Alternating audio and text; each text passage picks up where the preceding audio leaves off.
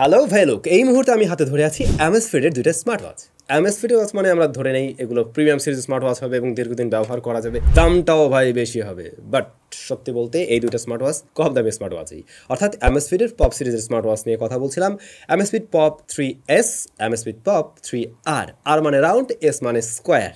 দুইটা ঘড়ির ভিতরে যা আছে সব সেমই, জাস্ট শেপটা আলাদা, একটা স্কোয়ার শেপের একটা রাউন্ড শেপের। তো এই ঘড়ি দুইটা আমাদের কাছে পাঠিয়েছিল মোশন ভিউ আর প্রায় 1 মাস আগে। যারা পারচেস করার চিন্তা ভাবনা করছেন, ভিডিওর ডেসক্রিপশনে কিন্তু এই প্রোডাক্টের পারচেস লিঙ্ক দেওয়া থাকবে। 1 বছরের অফিসিয়াল ওয়ারেন্টি পেয়ে যাবেন এবং মোশন ভিউর অবশ্যই স্টিকার দেখে দেন পারচেস করবেন। ডেসক্রিপশনে সমস্ত ইনফরমেশন মেনশন করা থাকলো।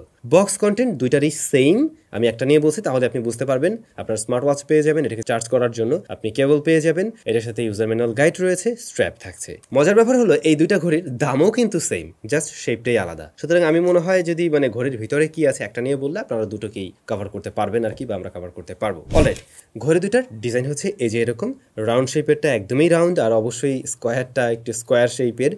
স্কোয়ারটাও কিন্তু আমার কাছে খুব প্রিমিয়াম লাগছে। এটার উপরে ডিসপ্লেটা হালকা একটু কার্ভ করা আছে, যেন এরকম লাগছে আর কি। তো যারা স্কোয়ার শেপের ঘড়ি পছন্দ করেন তাদের মনে হয় এটা মাস্ট পছন্দ হবে। এবং বডি ফ্রেম অবশ্যই মেটালে তৈরি, রাউন্ডের ক্ষেত্রে আমরা সেম দেখছি, বডি ফ্রেম মেটালে তৈরি। তবে POP 3R এর বডি ফ্রেমটা হচ্ছে কি একদম স্টেনলেস স্টিলের মতো লাগবে, আবার রিয়ার প্যানেলটাতে আমরা প্লাস্টিক ব্যবহার হতে দেখছি। অন্যদিকে স্কোয়ারটার বডি ফ্রেমটা হচ্ছে কি একটু ব্ল্যাকিশ টাইপের এবং এর ব্যাকশেলটাও প্লাস্টিকই তৈরি, যেখানে প্রয়োজনীয় সেন্সর এবং চার্জিং টার্মিনাল রয়েছে।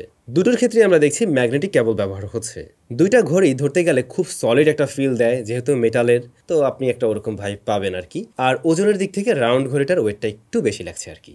এই ঘড়িতে IP68 এর রেটিং রয়েছে, তার মানে আপনি চাইলে টুকটাক পানিতে ভেজাতে পারেন। মাঝে মধ্যে হ্যান্ড ওয়াশ করার ক্ষেত্রে যদি পানিতে ভেজে যায় প্রবলেম নেই, বৃষ্টিতে ভিজে গেলেও প্রবলেম নেই। তবে সাঁতার টাতার কাটা উচিত হবে না, আর সল্ট ওয়াটারে কখনোই ঘড়ি ভিজাবেন না।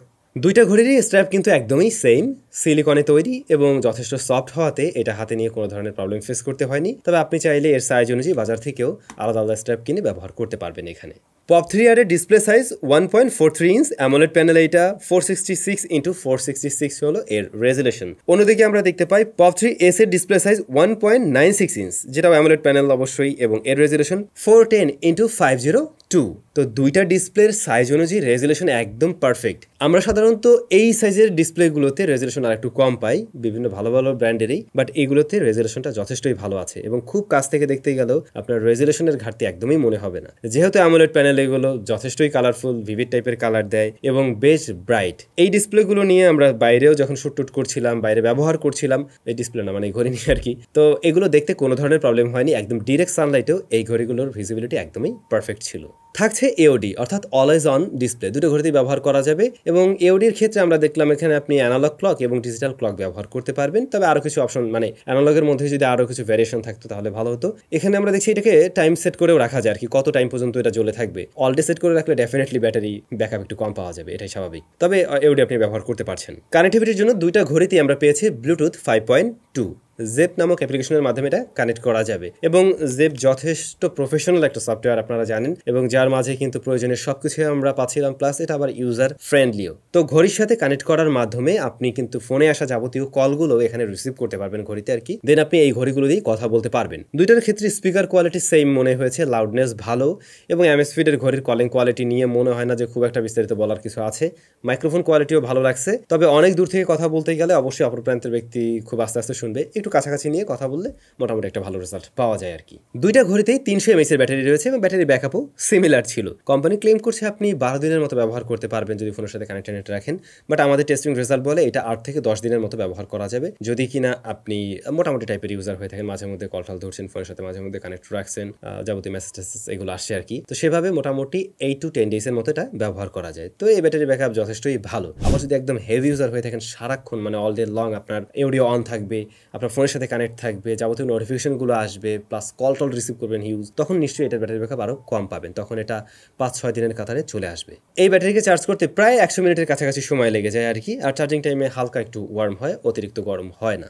থাকছে voice assistant, heart rate sensor, blood pressure monitor, sleep counting, music প্লেয়ারকে কন্ট্রোল করা যাবে, তারপরে আপনি অ্যালার্ম তো সেট করে রাখতে পারবেন, স্টপ ওয়াচ রয়েছে, ফ্ল্যাশ লাইট, ওয়েদার আপডেট, এই সমস্ত বিষয়গুলো এই ঘড়িতেও আছে, যেগুলো আমরা রেগুলার যে কোনো স্মার্ট ওয়াচে এখন পেয়ে যাই। তো সেন্সরসের কি অবস্থা? এই ঘড়ির সেন্সরের একুরেসি যথেষ্ট ভালো ছিল। আমি একদম অ্যাপল ওয়াচের সাথেও কম্পেয়ার করে দেখছিলাম, দুইটা ঘড়ির ক্ষেত্রেই একদম সিমিলার টাইপের রেজাল্ট দিচ্ছিল। হ্যাঁ, একটু এদিক ওদিক করে, কখনো অ্যাপল ওয়াচ একটু বাড়িয়ে দেখাচ্ছিল, কখনো আবার এইটা একটু এগিয়ে যাচ্ছিল, 1-2 এর ব্যবধান ছিল, বাট প্রায় জায়গায় ঠিকঠাক রেজাল্ট দিয়েছে। স্টেপ কাউন্টিং এ অনেকটাই অ্যাকুরেট রেজাল্ট দিয়েছিল, তবে মাঝে মধ্যে 2-1টা মিসম্যাচ করছিল। ইভেন অ্যামএসফিটের ঘড়ি হওয়া সত্ত্বেও আমি রিক্সাতে দেখছিলাম এটা একটু কাউন্ট আউট করে আর কি 2-1টা। 100+ ওয়াচ ফেস ব্যবহার করা যাবে এই ঘড়িতে, এবং যেগুলো বেজ বোল্ড, খুবই কালারফুল, ইউনিক, এবং আপনি এখানে 100+ স্পোর্টস মুডও পাবেন। যারা স্পোর্টসের সাথে জড়িত আছেন, ওয়ার্কআউট করেন, তাদের ডেফিনেটলি এগুলো কাজে লাগবে।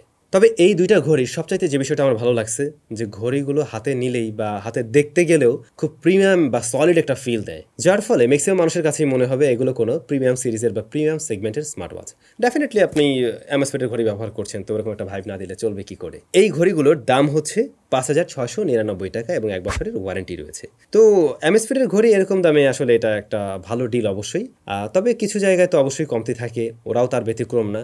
অবশ্যই আরও কিছু জায়গায় ইমপ্রুভমেন্টের সুযোগ ছিল, বিশেষ করে স্কোয়ার যে ঘড়িটা, এটার বেজেল এরিয়াটা আরেকটু ন্যারো রাখলে এটা কিন্তু আরও ইমার্সিভ একটা ভিউ দিত, যে বিষয়টার দিকে আরেকটু নজর দেওয়া যায় আর কি চাইলে। প্লাস এই ঘড়িগুলোর ওয়েটটা একটু বেশি মনে হয়েছে আমার কাছে আর কি, আরেকটু লাইটার করলে, মানে আমরা যেহেতু সারাদিন এটা ক্যারি করবো, তো আরেকটু লাইটার করলে আর কি বেটার হতো বলে মনে হয়। আর একেবারে যদি লেটেস্ট ব্লুটুথ ভার্সনে আসছো, অর্থাৎ ব্লুটুথ ভার্সন 5.3 দিয়ে আসলে আরও বেটার হতো।